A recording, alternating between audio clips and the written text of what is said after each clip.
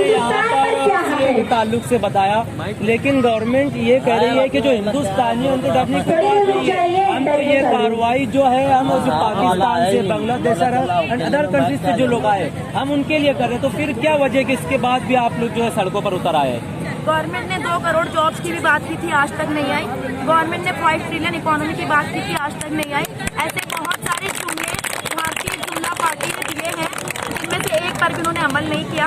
उन्होंने अभी तक सिर्फ विवाद फैलाया है और कम्युनल पॉलिटिक्स की है।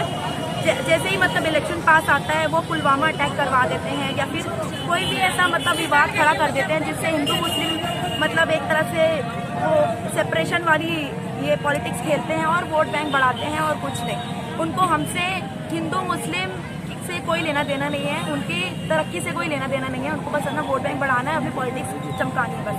अच्छा,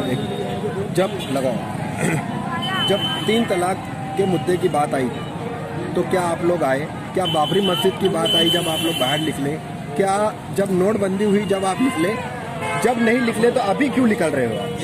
ये कितना संगीन मसला है कि आप क्यों निकल? क्या वजह है? यानी जब डायरेक्ट जब मुस्लिम पर अटैक हो रहा है तो जब आप लोग बाहर नहीं आए 3 तलाक के मामले पर, लेकिन अब ये क्या आखिर इसकी खास वजह कि आप लोग इस मामले पर पूरे मुल्क में ख्वातीन बड़ी तादाद में रोड पर आ गई है? सर, आपके सवाल में इसका जवाब छुपा है कि हम लोग कम्युनल नहीं होना चाहते।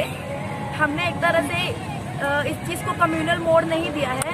जब बात मतलब कॉन्स्टिट्यूशन की आई है, बहुत सारे आर्टिकल्स 14, 15, 21 से लेकर 26 ऐसे बहुत सारे आर्टिकल्स का उल्लंघन किया जा रहा है और मतलब इसको इस तरह से प्रेजेंट किया जा रहा है कि ये मुसलमानों के खिलाफ है।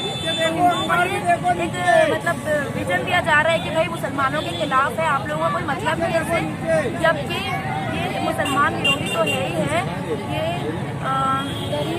गरीब विरोधी भी है, ये भील विरोधी है, जितनी भी ऑपरेस्ट कम्युनिटीज है तो ये उन सब के खिलाफ है। एक तरह से हम बाहर आके लोगों को एजुकेट करना चाहते हैं, हम स्टूडेंट्स स्पेसिफिकली, कि भाई ये जो है आप इसको जानिए और जो चीज़ आपको न्यूज़ पे दिखाई जाती है वो नहीं होती है जो दिखाई जाती है। हर चीज़ की पहले रिसर्च कीजिए। हाँ, जो खरीदी हुई बिकी हुई मीडिया जो हमें दिखाई जाती है हमेशा वो सच नहीं होता। आप अपनी तरीके से रिसर्च कीजिए, पढ़िए, अपने बच्चों को पढ़ाइए और लाइफ के लिए आवाज़ क्या करते? आप यहाँ पर आए तो कौन सी फैकल्टी से आए? मैं मेडिसिन पढ़ती हूँ। तो एक बात तो ऐसी है कि ताल्लुक से हो गई, एनसीआर के ताल्लुक से हो गई, एनपीआर जो एक बड़ा मसला ये भी है, लेकिन इस ताल्लुक से खामोशी पाई जा रही है। इस ताल्लुक से आप क्या कहना चाहोगे? आप स्टूडेंट्स हैं और इसलिए स्टूडेंट से पूछा जा रहा है क्योंकि आज पूरे मुल्क की नहीं बल्कि पूरी दुनिया की नज़र स्टूडेंट्स पर है।